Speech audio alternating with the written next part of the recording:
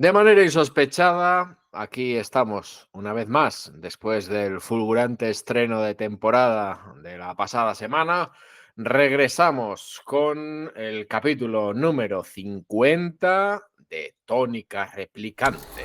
Aquí hablamos de cine, series, libros, revistas y otros. Tónica Replicante.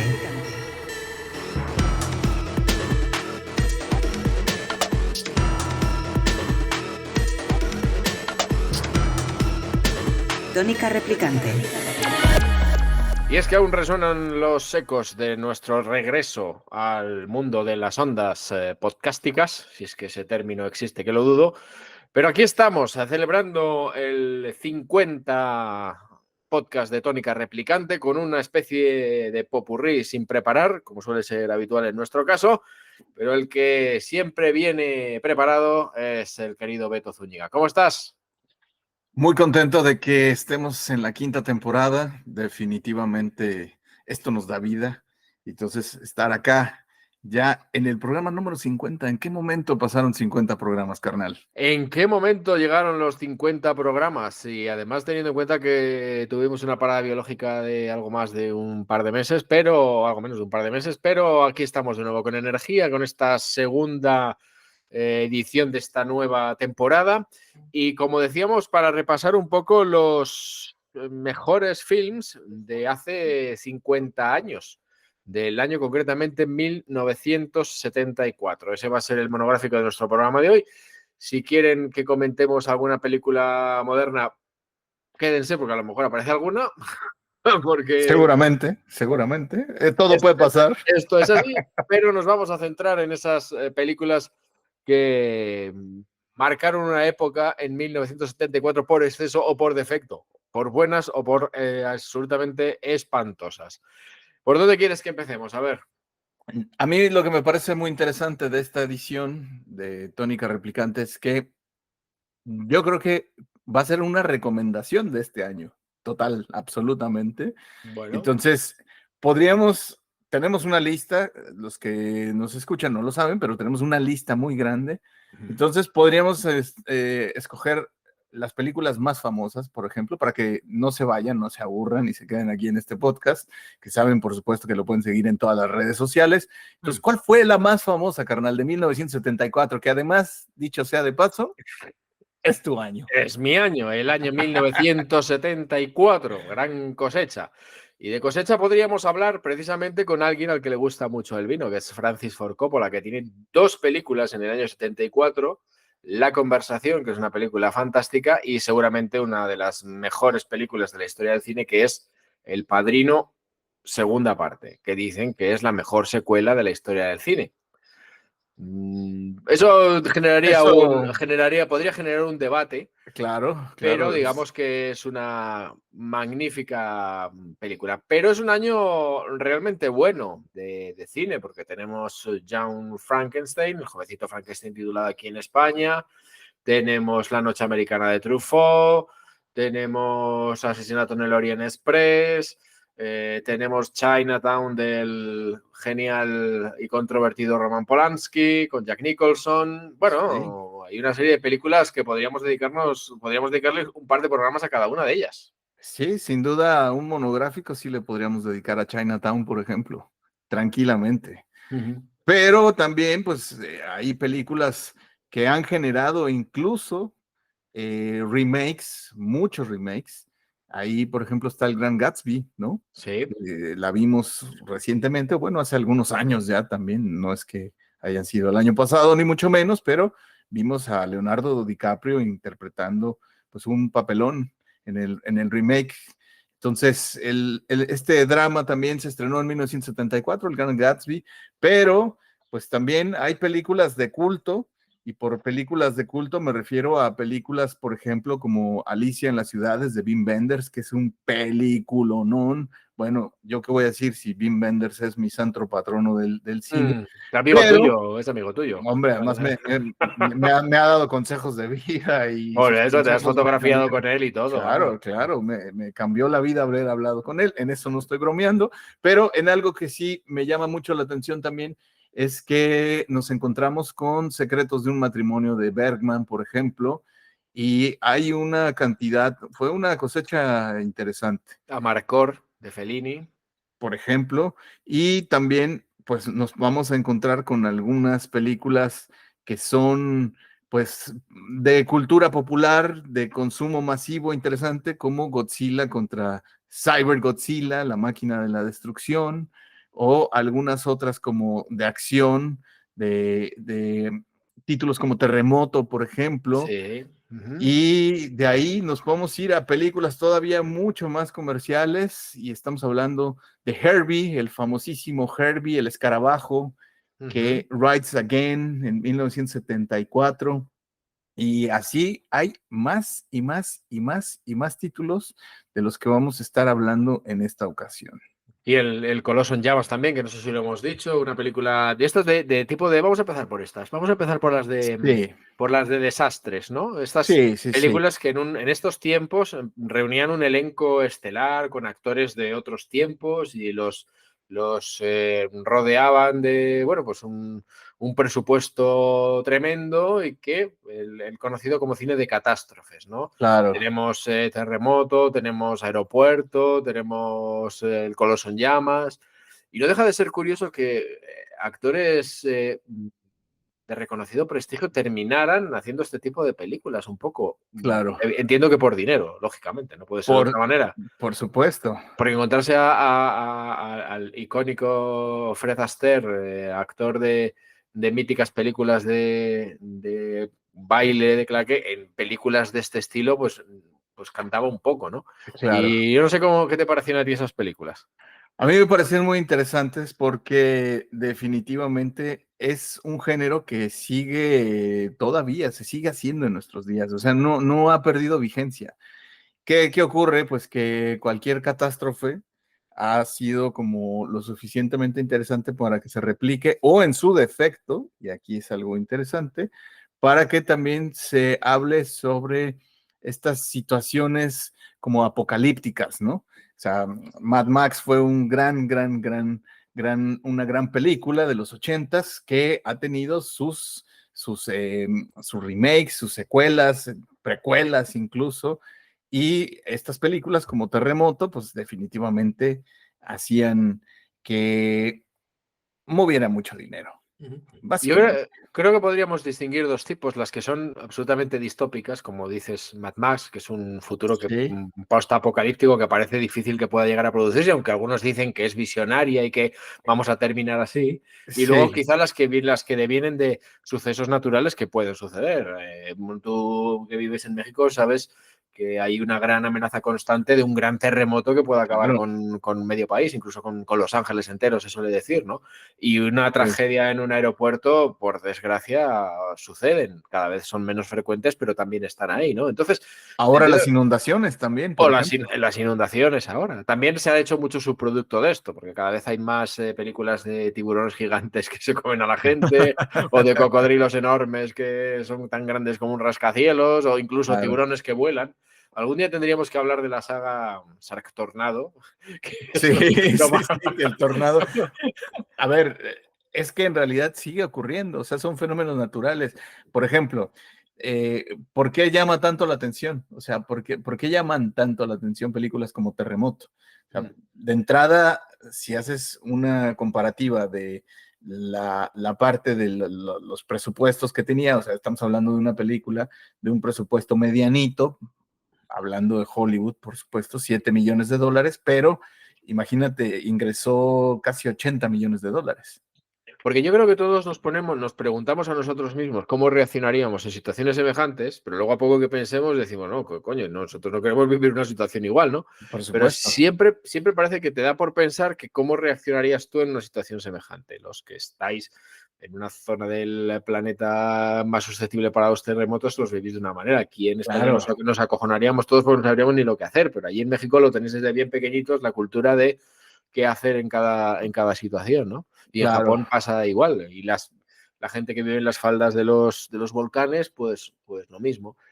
claro, Pero El Coloso en llamas, por ejemplo, que es una película que a mí me encanta, la veo siempre que puedo, pues no deja de ser un suceso que puede ocurrir, un incendio en un rascacielos. Es verdad que ahora es más complicado, pero en los años 70, de hecho, han pasado. Claro. Pues todos nos imaginamos cómo reaccionaríamos en una situación semejante y nos gusta ver también a la gente en situaciones límite, que es un Sí, poco lo que gusta de estas cosas. Quizá para decir, pues qué petardo este tío, ¿cómo es posible que baje las escaleras cuando todo el mundo sabe que en un incendio no se puede subir por el ascensor o algo así, ¿sabes? O sea, claro. claro. Y también ahí uno está como probándose, ¿no? Así como tú dices, probándose a uno mismo, diciendo, ¿yo qué haría en esta situación? ¿No? ¿Cómo podría sobrevivir? Y creo que el hecho de ver a otros estar en esto que tú estás señalando, en situaciones limítrofes, pues resulta inspirador, ¿no? ¿Por qué ha tenido tanto éxito la película de Bayona, por ejemplo? Ajá, claro. Porque son situaciones limítrofes, ¿no? Ujú. Entonces, donde triunfa el espíritu, donde triunfa la humanidad, la solidaridad, etcétera, etcétera. Entonces, creo que en ese sentido, pues dudo mucho que se dejen de hacer estas películas, ¿no? Ujú. Bueno, pues vamos con otro señor, en este caso Coppola, que presentó nada más y nada menos que La Conversación y El Padrino 2. Así por encima, ¿qué Dos te parece? películas en un año, ¿eh? Sí, sí, sí, ¿Qué sí. te parece? Probablemente la del Padrino 2 le llevaría más tiempo de producción y seguramente la terminó en ese momento. La Conversación es una película mucho más pequeñita, mucho más intimista, mucho más, eh, iba a decir de andar por casa, pero claro, una película de Coppola nunca es de andar por casa y si No, no, no, no, ya definitivamente no. tendremos tiempo de hablar de Megalomanía. ¿Cómo es? ¿Megalomanía? La última, la que ha Eh, estrenado, no me acuerdo cómo se llama. no, ¿Megalópolis? ¿Megalópolis? Megalópolis. Megalópolis. Sí, Megalópolis. sí, sí. Ya tengo muchas ganas de Ya, verla para despedazarla, porque creo que es horrible. Pero, habrá que ver, habrá que pero discutirla. a lo que voy es que son dos películas tan diferentes, La Conversación del Padrino 2, que no sé qué te parecen a ti así a priori. Bueno, a mí la verdad es que toda la saga del Padrino me gusta bastante. A mí me gusta más la primera. No sé a ti cuál te gusta más de esta saga del Padrino. Tengo un conflicto. La segunda es magnífica. O sea, la Hombre, segunda, es espectacular. cinematográficamente hablando, el guión, el lenguaje cinematográfico es una brutalidad, el de la segunda parte. O sea, es una Sí, maravilla. Es que estás dentro de la película, es que vives el origen de la familia Corleone, claro. es que estás dentro y entiendes todo lo que pasa luego en la primera y lo que pasará también posteriormente, ¿no? Me gusta muchísimo la segunda parte. Es verdad que la primera tiene unos toques mágicos que son historia del cine, pero yo Sí, dudaría probablemente cuando sacó, porque claro, Coppola ha jugado con esto muchas veces en función de la pasta que necesitaba, que ha sido con frecuencia necesitado dinero, porque se ha jugado mucho dinero en cosas que no le han funcionado. claro. Una vez se me ocurrió ver las tres películas, el montaje del director de las tres primeras películas juntas, Sí, y me parece una película tan maravillosa que no se puede ver una sin las otras tres, y no se entiende una sin las otras tres. Y por eso claro, yo creo que claro. la una y la primera y la segunda, sobre todo, merecen un visionado del tirón. A mí lo que más me llama la atención bueno, la primera me encanta definitivamente. Creo que de toda la parte del Padrino es la que más me gusta. Pero hay algo que es muy interesante también sobre la historia de el escritor, ¿no? O sea, el Mario Puzo, en el momento en el que pues estaba prácticamente Ujú. en la ruina total este hombre. Entonces, cae un éxito como El Padrino y es un levantón en su vida.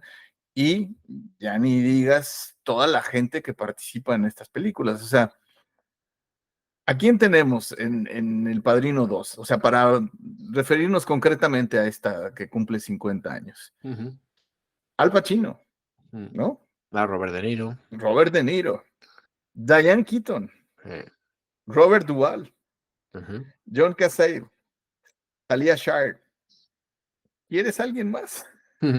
Sí que es verdad que viene condicionado todo por el éxito de la primera película, porque la primera Por película supuesto, la sujeta Marlon Brando, que está descomunal, claro. eh, pero es verdad que la primera, la segunda parte es más coral y la primera parte es más, Es, un poco lo que quiere Marlon Brando, a mi es- juicio, ¿eh? Eso es Marlon Brando y todos los demás giran alrededor de él. Eso es. Pero definitivamente. Hombre, la segunda, a ver, la trilogía es muy buena. Sí. Hay que decirlo como es. La Mm. trilogía, cada una tiene lo suyo. A mí particularmente me gusta más la primera. La segunda también es una maravilla. La tercera me parece la más flojilla de todas, pero no es mala.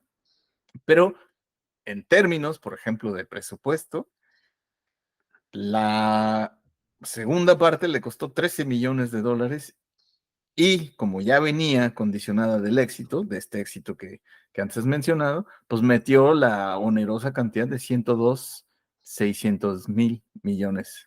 102 millones de dólares. ¿Qué te parece? Pues que es un... Coppola ha conseguido grandes éxitos y grandes fracasos y se ha gastado el dinero que no tenía muchas veces. Ahí te estamos Sí, con sí, sí. Apocalypse Now, que en fin, yo creo que todavía no ha recuperado el dinero que invirtió.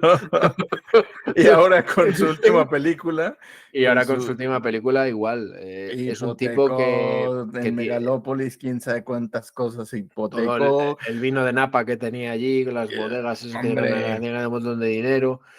bueno, Megalópolis le costó 120 millones de dólares, por ejemplo.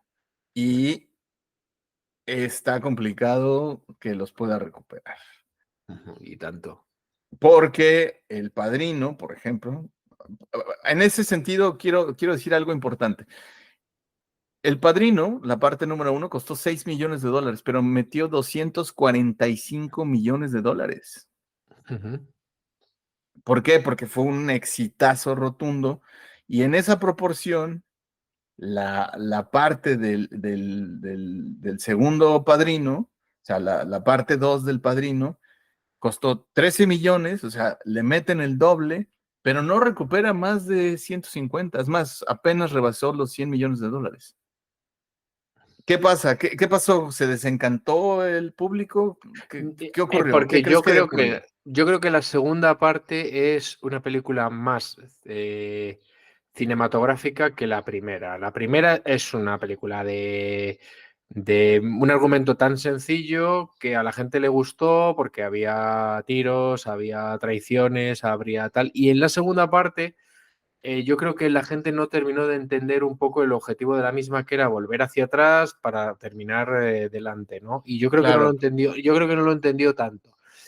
Es el debate que hemos tenido tú y yo muchas veces, el de ir a pensar al cine. Yo creo que la segunda película es una película más clásica en ese sentido, según sí, entendemos la percepción de clásico que tenía el cine anteriormente, que la primera. Por decirlo de un tema más en plata, como decimos, más comercial, la primera claro, que la segunda. por supuesto, pero fíjate, ahí te va lo otro, más curioso todavía. Cuando terminan la trilogía, o sea, la parte número 3 del Padrino, fíjate, ya mencioné cuánto fueron la inversión de la uno y la 2. La número 3 le metieron 54 millones de dólares. O sea, estaba totalmente alejada de los presupuestos de la primera y de la segunda y solo logró 136 millones de dólares. Pero fíjate también en cuántos años hay de diferencia. Es que el cine de la época del Padrino 3 era un cine mucho más caro de hacer que Claro, el cine de la época del Padrino claro. primera parte. Es decir, quiero decir que hay que quizá habría que hacer una comparativa de costes en función de la vida. Claro, fíjate. O sea, estamos hablando, la primera, o sea, el primer Padrino, 1972. 2 años después viene esta que estamos revisitando, la del Padrino 2. ¿Y qué ocurre? Pues que no sé si Coppola dijo, necesito dinero y voy a hacer una tercera parte, porque pasan un montón de años para haber hecho, o sea, el Padrino 3 se estrena en el 90. Hombre, yo creo que era su idea original era hacer tres películas en una. Lo que pasa es que por circunstancias no terminó de poder cumplirlo hasta que no pasó el tiempo necesario, ¿no? Pero yo creo que en su idea original Sí. era hacer tres películas, ¿eh? Tengo entendido, vamos. Sí, o sea, es interesante. Bueno, del Padrino, ya que estamos hablando del Padrino, hay un documental que me parece interesantísimo también que estrenaron en el 90, unos meses después de que se estrenara la película, de Jeff Werner. dura 73 minutos. Lo vi hace algunos años, la volví a ver, y habla justamente de cómo se realizaron las tres películas. Ujú. Habría que ver dónde conseguir esa película, porque de verdad era un documental muy, muy, muy interesante. Hombre, hay mucha leyenda en torno a las películas y sobre todo a la participación de Marlon Brando, que si Sí, sí, hacía lo sí. que le daba la gana, que si el tipo tal, que si se inventó el personaje, él convirtiéndose lo que son cómo es el algodón en los mofletes para darle un toque más que si el gato no estaba allí, bueno, todas esas cosas, ¿no? Eso es Claro, forma parte de la leyenda que yo creo que el propio Coppola ha querido difundir para darle un poco más de misticismo a lo que es la película en sí, no a la trilogía en sí. claro, claro, Lo claro. lo que es Además, indudable es que es magnífica y que merece la pena verla tantas no, veces no, como no, se pueda. es una gran película. Coincido contigo, o sea, El Padrino 2 es una gran película. A mí particularmente me gusta más la uno, eh, pero es una gran, gran película El Padrino 2. Pero bueno, ahora que estamos revisitando películas de 1974 que van a cumplir 50 años, medio siglo, ¿cuál otra podrías meter a la altura de una segunda parte como El Padrino 2? A ver, es muy difícil entrar a valorar ninguna a partir de ahora. Luego, si quieres, hablamos de Chinatown, pero yo tengo que hablar del jovencito Frankenstein de Mel Brooks, que es una Muy película que a bien. mí me resulta divertidísima. El otro día leí a Tarantino, sabes que estoy leyendo Sí, el libro de sí. Tarantino de las conversaciones de cine, que me parece, Es bueno, una maravilla. es curioso. Y he leído un artículo de Tarantino que dice que una de las películas que él considera perfectas en todos los sentidos, es esta, El jovencito Frankenstein. Y es que es verdad, es que es una película que es divertidísima, con un guión muy, muy entretenido, con una historia que reúne un poco todo lo que tiene que ver con la idiosincrasia de la humanidad, desde los celos, el amor, la frustración. Y me parece una película tan bonita, tan bien hecha y tan divertida que yo siempre que puedo la veo también. Y creo que no se ha puesto en valor esta película todo lo que debería, todo lo que se podría.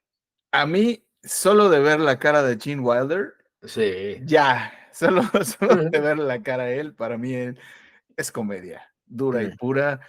El jovencito Frankenstein, pues trata del nieto del legendario doctor Frankenstein, que se convirtió en un reconocido neurocirujano El y que, doctor Frankenstein. que debe hacerse cargo del castillo de su abuelo, ¿no?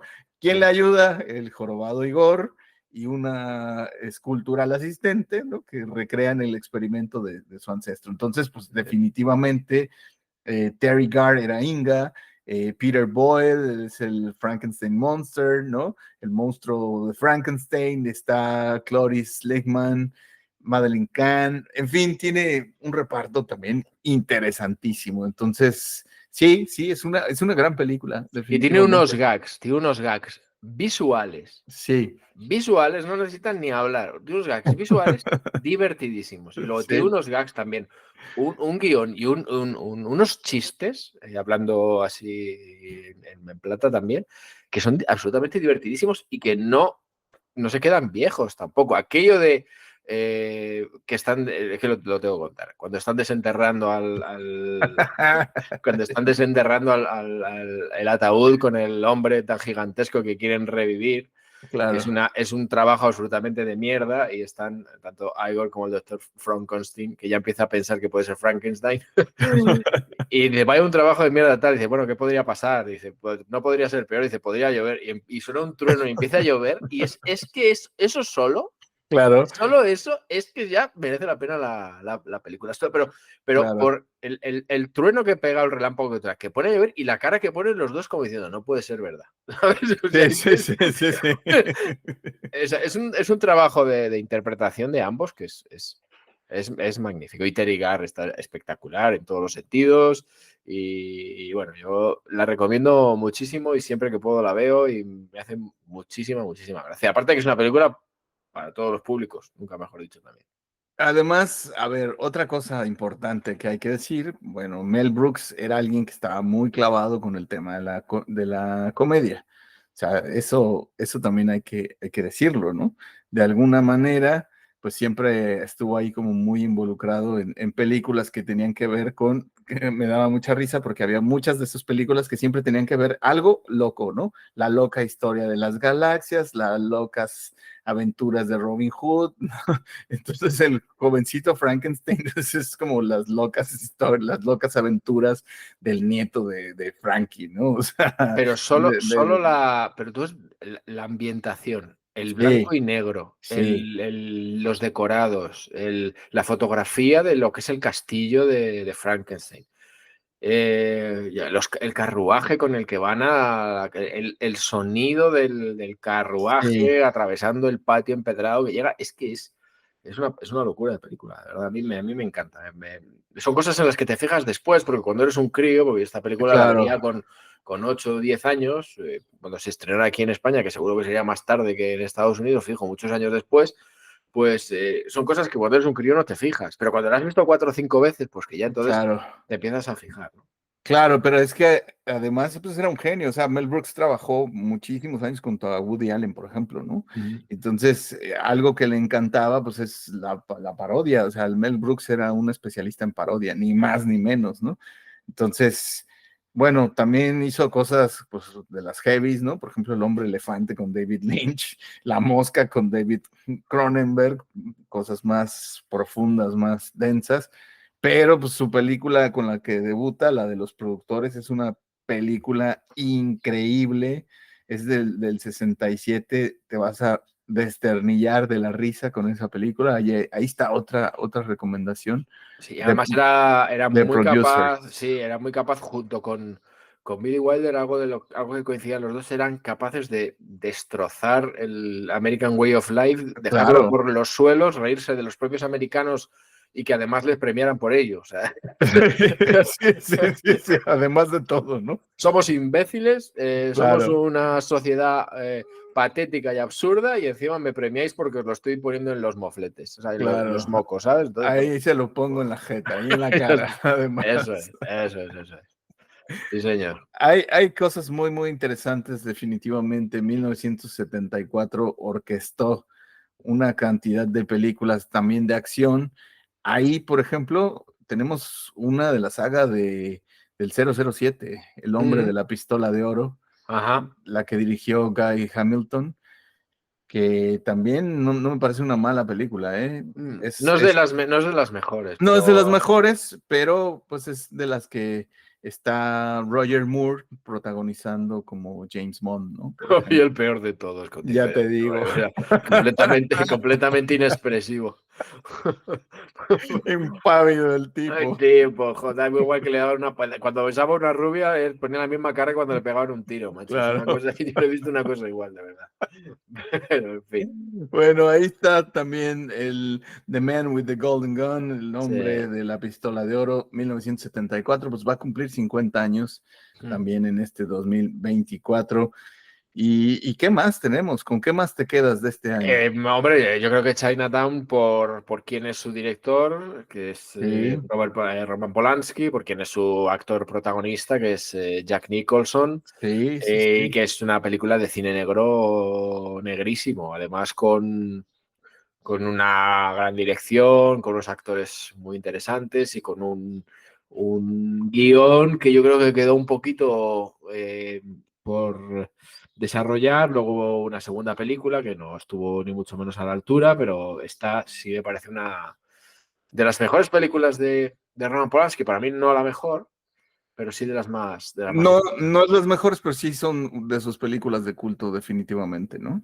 Ujú. A mí, ¿De por qué? ejemplo, la que más me gusta, que no sé si me ibas a preguntar por Roman Polanski, es el baile de los vampiros. Para mí el baile de los vampiros es una Ya, película divertidísima también, sí. muy bien fotografiada, muy bien dirigida, con estupendos actores, incluso el mismo.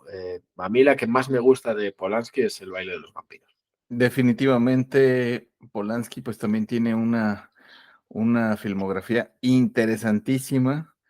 Habrá que ver. ¿Te gustó su Oliver Twist, por cierto? Sí, sí, sí, sí. Sí, sí, ¿te Sí, sí. gustó? Yo, a ver, a mí yo tengo muchos debates con respecto a el mismo debate que tengo con Woody Allen Sí, sí, sí, sí, y con sí. otros directores, músicos o actores, los que yo intento y creo que hago bien, no es separar su vida privada de su tarea, de su talento artístico, ¿vale? Sí. Hay algunos que son incapaces de hacerlo y que, va, pues si es que me parece un sinvergüenza y no voy a ver nunca más sus películas. Bueno, Ujú, ujú, pues es muy respetable. Pero claro. yo creo que Polanski, independientemente de que sea un cretino y un supuesto pedófilo, es un director extraordinario y ha hecho películas magníficas. Que debería estar en la cárcel, completamente de acuerdo. Pero ya que no está y consigue que alguien le pague las películas, pues ¿por qué no las vamos a ver? Yo no he logrado ver, por ejemplo, la del Palacio. No la he podido ver todavía, que fue que se estrenó el año pasado, que no, yo no la he visto tampoco. no He vi- sé, no, creo que no le fue muy bien. No. La crítica la hizo pedazos. No creo que no ha superado ni siquiera la cantidad que rondaba, creo que los 20 millones de dólares, y creo que ni $1 millón había generado. Ujú. O sea, no sé, ha estado pues complicada la situación de Polanski. Creo que definitivamente pues su asunto le ha A mermado la ver, carrera. sí, claro. Normal, Sí, sí, es sí. normal. Sin embargo, independientemente de las películas que estamos mencionando, creo que una de las que más ha estado como vinculada también al éxito de su carrera, pues es la parte de, del pianista, ¿no? Esta Sí. película que pues catapultó al Adrian Brody, ¿no? Hombre, vamos a ver, el que no sepa distinguir de el Polanski personal, del Polanski director, lo hemos hablado alguna vez, ¿no? Es verdad que el talento artístico y el talento personal, pues, confluyen muchas veces, pero, por ejemplo, El pianista es una película magnífica, y eso es así. Y luego, pues, El cuchillo en el agua, ¿cómo se llama? La La muerte de y la La doncella muerte y también la es una... doncella, el, La semilla del diablo. Sí, Bueno, es que tiene películas. La semilla del diablo es una película en la que estás en permanente estado de angustia vital, sí. hasta que resuelve todo, que luego no se resuelve, pero como director, a mí es un tío al que puedo llegar a admirar. Como persona, no. Como persona es un ser probablemente despreciable. Seguramente, pero Un Dios salvaje es una gran comedia. Sí, sí, sí, sí, sí. Es una gran comedia. Sí, sí, Y sí. además también tiene pues un reparto espectacular. Ahí sí estaba el Christoph Waltz, este mítico actor que le acaban de dar una condecoración en un festival de México. Pero pues está John Reilly, está Jodie Foster, Kate Winslet, o sea, quien quieras tiene en esta película que acá en España le pusieron Un Dios salvaje y que en realidad se llama Carnage, que es una gran película esta del Roman Polanski, pero pues habría que dedicarle también un monográfico también a las obras de este polémico director, el Roman Polanski. Ujú. ¿Qué más tenemos de 1974? Pues tenemos a Marcor y La Noche Americana, dos películas europeas probablemente de las mejores de sus respectivos directores. Bueno, Marcor no es la película que a mí más me pueda gustar de Fellini, pero bueno, es una de sus películas más interesantes. Y luego La Noche Americana es una película que ha pasado a la historia precisamente por el título y por aquello que tanto a ti te gusta del cine dentro del cine y estas cosas. Claro. Y algún día podríamos hacer también un programa especial del cine dentro del cine, porque hay muchísimas películas que reflejan de una No, u otra manera muchísimas. cómo se hace cine. Y lo de Sí, hay, La Noche Americana ha pasado a la historia precisamente por eso, por una manera no sé si tú cómo lo llamarías, simular pues hay o como, engañar o trampantojo, o cómo lo llamarías tú a eso. pues yo creo que hay ahí como el discurso metafílmico, ¿no? Tal cual, o Sí, sea, la eso es. parte, pues de estar como haciéndole creer que lo que estás viendo al espectador, pues es una película, pero en realidad es la película que está dentro de la película y ahí podemos seguirnos, ¿no? ¿Cuántas películas dentro de otras películas caben? Pues las que quieras. Hay ejercicios interesantísimos de películas que son, no, esta no es, ¿no? La que supuestamente te estoy contando no es, ¿no? Es esta. Y luego, uy, no, tampoco es esta. Esta también es una película de la otra película. Ujú. Perdón, y a mí me parece interesantísimo todo eso. Pero el concepto de noche americana se tomó a partir de esta película o ya se manejaba antes. Tú seguro que lo sabes. Pues no lo tengo con mucha certeza, ¿eh? Pero seguramente esta película, o a partir de esta película, se marcó pues un hito ahí interesante. No lo tengo por seguro, sería un tema interesante de investigar, A mí me seguro. gustan también las películas, y ya cambiando, las de Poirot, es decir, Asesinato en el Orient Express. Se han hecho muchas películas, algunas muy Ujú, malas, ujú, pero todas las películas que adaptan libros de Agatha Christie, en este caso protagonizado por Hercule Poirot ujú, o algo así, sí, me llaman la atención y me acerco a ellas, independientemente de que puedan ser mejores o peores. Y esta probablemente es una de las mejores que se hizo por el reparto que tenía pues entre otros a Ingrid Bergman, que además ganó el Oscar como mejor actriz de reparto por esta película, Asesinato en el Orient Express. sí. Estas películas, ¿a ti qué te parecen? Las de detectives, así tipo Poirot. No, a mí me gustan, por supuesto, vienen de una larga tradición de películas, de el Hollywood clásico, de Ujú. estas películas que se hicieron hasta el cansancio y que incluso se siguen haciendo.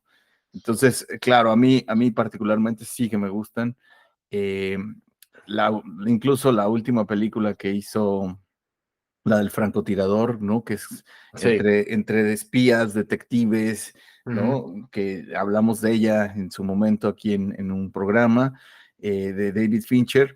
Pues me parecen que son películas que siguen vigentes, que se van a seguir haciendo también, que es un género que difícilmente va a desaparecer.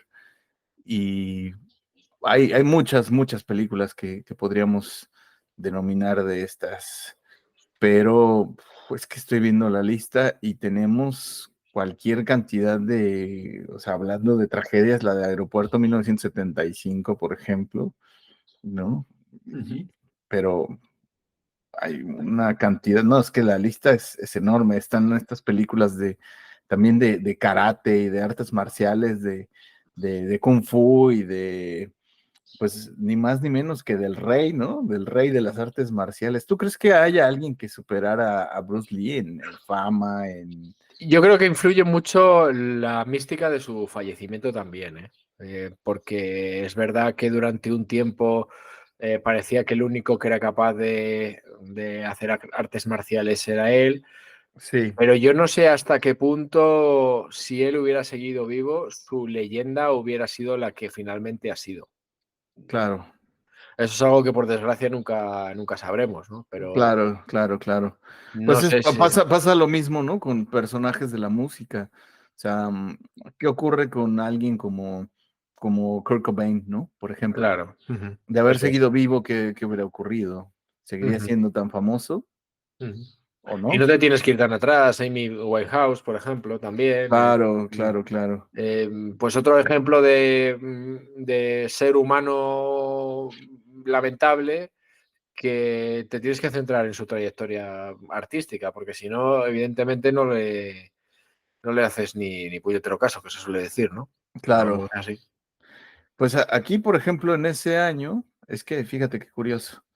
Hablando de estos personajes, en ese año también una película que cumple pues medio siglo, es una película sobre Janis Joplin. O sea, Ujú. 4 años después, el director Howard Hawks le hace pues un documental de su vida. Eh, ella muere, bueno, pues básicamente Janis Joplin Por sus excesos. se suicida, pues básicamente en el 70, y 4 años después le hacen pues su película, ¿no? Hablando de estos personajes. ¿Qué hubiera sido de Janis Joplin si siguiera viva, por ejemplo? Ujú. Ahí sigue la cuestión. Pero definitivamente algo que me llama especialmente la atención de este año, de estas obras que estamos viendo y que estamos revisitando, es que cualquier cantidad de géneros existen y tuvieron un éxito importante en la cartelera. O sea, estamos viendo desde comedias, así tal cual comedias, pero si nos vamos, por ejemplo, a otros géneros, como el que México aportó al mundo, pues está un ícono de la filmografía mexicana que es Santo y Blue Demon contra el Doctor Frankenstein, por ejemplo, ¿no? También en ese año, estas películas, pues de cine de luchadores que catapultaron al éxito al Santo, al enmascarado de plata, pero esta película también es iconográfica totalmente. Y de ahí nos podemos seguir. Hay cualquier cantidad de películas que definitivamente, pues, nos darían para hacer 2 programas tranquilamente. ¿Con qué más te quedas de este año? Pues mira, me estoy dando cuenta de que, a ver, esta época es la antesala del cambio generacional cinematográfico del cine en España. Está el dictador a punto de fallecer. Entonces, Sí, se empieza a notar mucho en el cine español ya, que empiezan las señoritas a mostrar los muslos, sí, empiezan a pasar cosas. Y eso se empieza a intuir también en las películas españolas. Y luego también hay un subgénero erótico festivo que roza el pornográfico ya, que se empieza a ver también en según qué películas en el ámbito internacional, ¿no? claro. Entonces es una época en la que ya empieza a tener cabida todo tipo de cine ya, ¿Cuál crees desde el que, clásico hasta todo. cuál crees que haya sido la más representativa de España de ese año, de 1974? Bueno, hay muchas de Alfredo Landa, por ejemplo, ahora estoy viendo una que se llamaba Las obsesiones de Armando, que ya empezaba a ser algo así como, pues voy a enseñarte cosas, pero sin tampoco enseñártelas. Sí, Pues José Sacristán, Alfredo Landa, son actores que luego han hecho 100 películas y que en esta época, sin llegar a la casposidad, con ese término que te gusta tanto, de Pajares y Esteso, que tienen grandes títulos como Los Vingueros y demás, que son un poquito sí. posteriores, pues bueno, pues ya empieza a verse pues que España quiere salir un poquito del caparazón en el que está metida con la dictadura. Antes, para ver una película erótica, por ejemplo, del 74 creo que es Emanuel, que es probablemente una de las grandes películas eróticas de la historia del cine. Y esas Fíjate, películas en España el español tenía que irse más allá de los Pirineos para poderlas ver, ¿no? Entonces, bueno, pues en esta época, en el 74, empiezan a llegar películas así que apuntaban cositas. una época de destape en el cine español. Yo creo que a partir del 75, más que ahora. O sea, Ya, este 74 todavía es pronto, ya, pero no tardaría mucho. claro, claro, claro.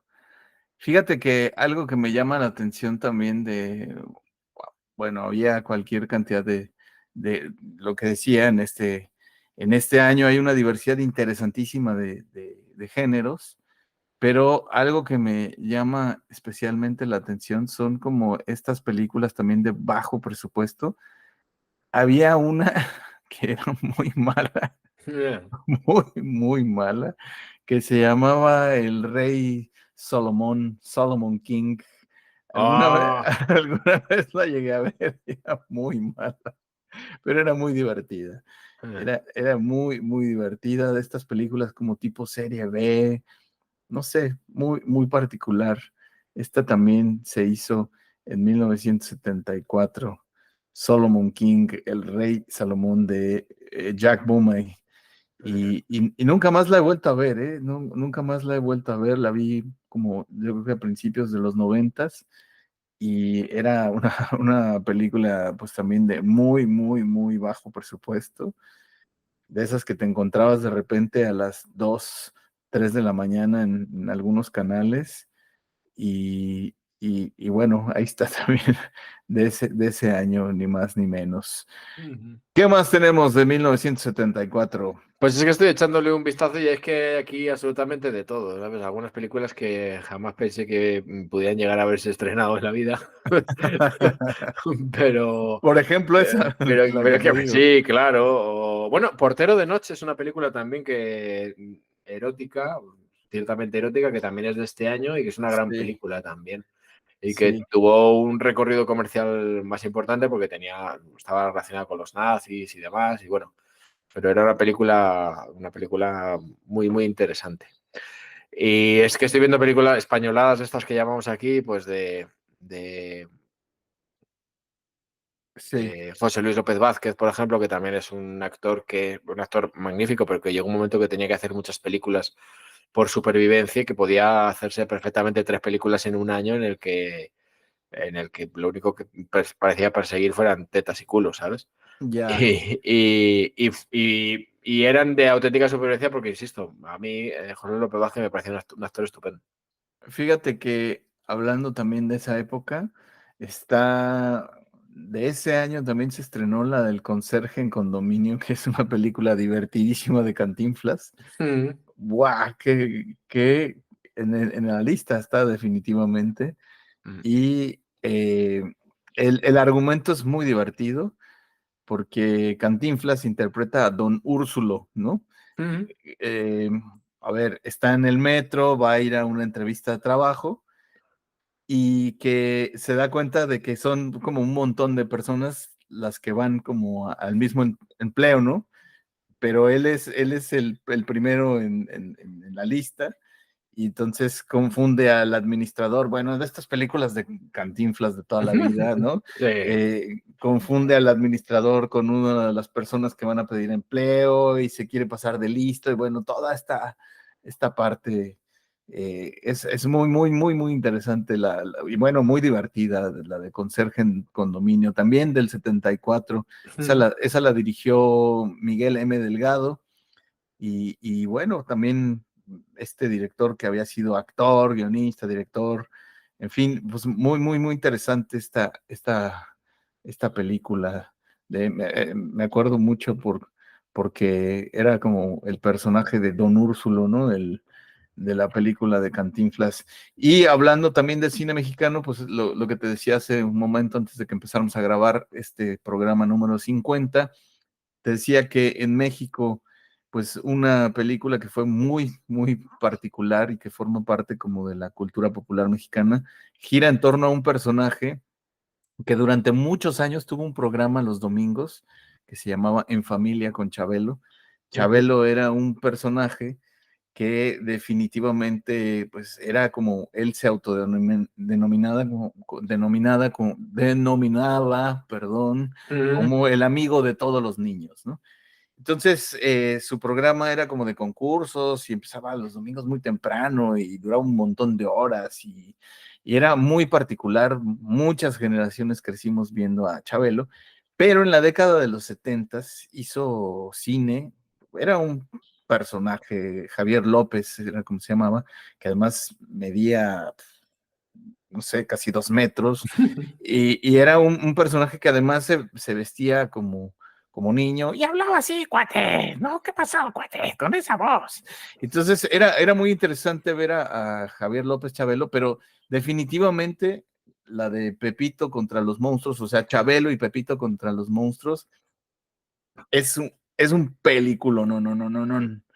Definitivamente en la filmografía de mi país, es una gran, porque además, es una gran película porque además eh, salen vestidos como los niños scouts, ¿sabes? Los niños exploradores. sí. Y bueno, es una película muy divertida, 90 minutos, yo definitivamente sería una recomendación de este año que haría Ujú. porque además está hecha así con recursos técnicos muy pobres, entonces son tan chafas, tan cutres que te divierten todavía más, los monstruos y bueno, toda esa parte que era muy característica de ese cine, igual del cine de luchadores, con el cual pues el Chabelo anduvo por ahí rozando muchas veces y participó de una u otra manera, y quien además el mismísimo, pues el Javier López Chabelo, pues era un personajazo. Entonces, bueno, ahí está también otra de las películas. hablando Oh, y de... podríamos seguir, porque además hay películas de animación también, de Mazinger Z, de Vicky el Vikingo, que era Sí. un personaje de animación que yo veía mucho cuando era pequeño, en fin. También hay documentales como uno sobre la película de los Monty Python y los caballeros de la tabla cuadrada, que es divertidísimo esa película también. Bueno, en fin, que hay mucho material para poder recomendar. Claro. Y podríamos estar así 3 días. Pero tenemos que acabar, ¿no? Acabamos. Diego. Sí, tenemos que acabar. Definitivamente habrá que estar de acuerdo en que hay algunas que son básicas, ¿no? O sea, de las que sí hay que ver sí o sí, sí o sí, de las ganadoras de ese año. ¿Con cuál te quedas? Buah, pues es que después de lo que hemos hablado, hombre, yo creo que El Padrino 2. Sí, yo Definitivamente, creo que El ¿no? Padrino O 2, sí. sea, si tuviéramos que decir, ¿cuál es la película de este año? ¿Más que Chinatown, por ejemplo? Sí. Sí, Fíjate, yo ¿no? dudaría entre El Padrino 2 y El Jovencito Frankenstein, fíjate lo que te digo. Pero El Padrino 2, indudablemente. De No, hecho, yo creo que es una de mis películas favoritas. es una gran película, Es sí. una de mis películas favoritas. Y de hecho, me parece que está tan bien contada, tan cronológicamente bien adaptada, los personajes son tan bien escrita y tan bien dirigida que para mí es una de mis mejores películas. Vamos, para mí y para mucha gente. Si solo fuera cosa mía, como ya Claro, sabes que yo soy un poco extraño, porque luego la mejor película de Scorsese para mí ya sabes que es Joque Noche. claro. La mejor película de Polanski para mí es la que te he dicho antes, El baile de los vampiros, en vez del pianista, por ejemplo. O sea que ya sabes que yo soy un ser humano distinto. Ya lo sé. En ese sentido, en ese sentido. Pero aquí sí que creo. Solo hay, fíjate, y con esto voy a terminar, solo Sí, hay una secuela que está a la misma altura o mejor que el original en la historia del cine. sí, ¿Sabes cuál te voy a decir? sí. ¿Cuál te voy a decir? A ver si es la que yo estoy Ah, no, no, pensando. no, A ver, no. No. sí, a ver, dígame. El Imperio contraataca. Claro. El Imperio contraataca para mí es tan buena o mejor que la original de Star Wars. Sí, Para mí, ¿eh? Para mí. ya. Habría que debatir sobre eso en una nueva emisión de Tónica Y te voy Replicante. a decir una cosa más. Sí, Dune 2 es mejor que Dune 1 y no desmerece a la original. Fíjate lo que te estoy diciendo. ¿Rocky 2 te parece mejor que Rocky 1? No, ¿Volver al futuro 2 te parece mejor que Volver al futuro 1? no. No. Volver al futuro 2 es muy buena. Sí, sí, pero no es para No, mí no es la original. no. Para mí no es la original. Interesante, ¿eh? Le podríamos dedicar un programa entero a estas segundas partes, ¿no? Siempre se dice, nunca segundas partes fueran buenas, tal. En el caso No. de El Padrino y de El Imperio Contraataca, Empire Strikes Back, Sí. creo que sí. No, son unos peliculones. Sí.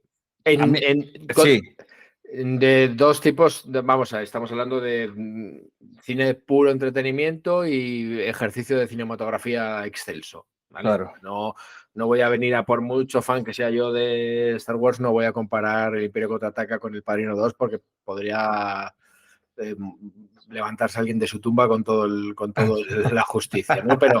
Pero te hablo de partiendo de la original, la secuela, ¿vale? Entonces, para mí es eso. Y de lo más reciente te hablo de Dune porque es una película, el señor Villeneuve se le critica muchísimo y a mí me entretuvieron mucho las dos. Sí, La 2 me ha entretenido más que la 1 todavía y creo que son dos películas, primero visualmente espectaculares sí, y creo que, bueno, están a la altura de lo que se esperaba de ellas, que cuando hablamos de un libro tan difícil de adaptar como es Dune, que ya sabemos lo que pasó con la primera versión, que no era claro.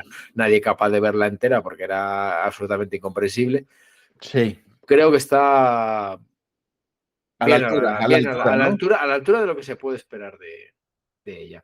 Y luego tengo ganas de que tengamos más programas porque tengo ganas de despedazar al señor Látimos, que me parece insufrible. O sea, Sí, Pobres criaturas me parece insufrible la película. Ahí Ya sé que discrepas. discrepo totalmente. Tengo que porque decirte sabes que Emma Stone es un ángel en vida, o sea, es una actriz que es maravillosa. Es lo único que se sabe de la película. Una gran actriz. Y mira, a mí este hombre que actúa ahí con ella nunca me termina de gustar en otras películas. Y en esta película, Mark Ruffalo me refiero, hace un gran papel. Por primera vez le reconozco que hace un gran papel. Hombre, es que normalmente te lo esconden detrás de la máscara de Hulk. Quiero decir hombre, normalmente no le creo, pues, en sus películas, ¿no? Sus registros como actor, pero de la mano del señor gran director Yorgos Lanthimos, me parece que hizo un gran trabajo. Sí, podemos hablar de Pobres Criaturas. Te voy a dejar unos apuntes. Hace tanto que no nos vemos, independientemente del programa de la semana pasada. Por ejemplo, Claro. Napoleón no me parece tan mala. Así te lo dejo en el aire para que lo. Napoleón no me parece tan mala. No me parece tan mala, cuidado. Tan mala. No me parece buena, pero no me parece tan mala. Regulera. El maestro que prometió el mar me parece una película maravillosa. Es una película. Una maravilla. Es una maravilla. Es maravillosa. Ahí coincidimos totalmente. La zona de interés es un truño descomunal, o sea, es insoportable. Ahí no volvemos a coincidir. A mí no puedo con ella. Maravilla de película. No puedo con ella bajo ningún concepto. Y alguna más por ahí que puedo llegar a compartir contigo. Yo creo que, no sé si ya viste, en México le pusieron Intensamente 2, acá le pusieron, la película se llama Inside Out. No la he visto, no la he visto, no. Yo creo que vale la pena que le eches un lente, hay mucho que hablar también sobre esa película, la disfruté. Mira, la que sí me gustó mucho, muchísimo. Y se me olvidó decírtelo, fue Fallen Leaves. Qué Fallen Leaves sí me gustó mucho. Me pareció. Te dije que te iba a gustar. Como dicen en el fútbol, cortita y al pie. Es decir, 80 minutitos de sencillez. Me gustó mucho. Me parece una historia de desencuentro muy simpática. Interesante. Muy simpática. Sí, me gustó. Pues vi un documental justamente de este realizador de Kaurismäki, muy, muy, muy interesante, que habla sobre la construcción de un cine que hizo. Es interesantísimo. Podemos hablar de ese docu en la siguiente edición de Tónica Replicante. Ya vamos a ir por el programa 51. Nos estamos despidiendo del programa 50. Nos despedimos del programa 50. Con placer, con energías renovadas para continuar a por otros 50. Gracias, querido. Un abrazo. Muchas gracias. Otro abrazo. Y gracias a todos por la comprensión y la paciencia. Chao. Aquí hablamos de cine, series, libros, revistas y otros. Tónica Replicante.